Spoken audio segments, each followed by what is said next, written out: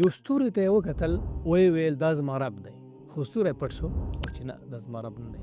دا ځوان څنګه یوازې په عقل تر ټولو ستر حقیقت ته ورسېد. ابراهیم علیه السلام په داسې قوم کې رالوی شو چې د بوتانو او ستورو عبادت یې کولو.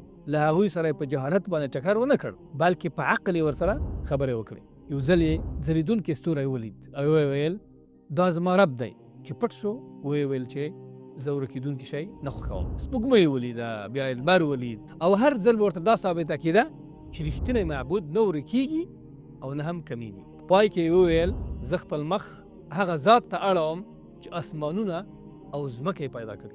هغه لومړی د عقل بوتان مات کړل، بیا یې وروسته د کاڼو بوتان مات کړل. رمضان د ذهن د پاکوالي میاشت ده.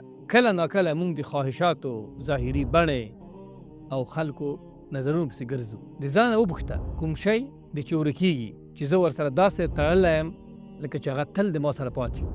موبایل مثلا، شهرت، د خلکو نظرونه او داسې نور.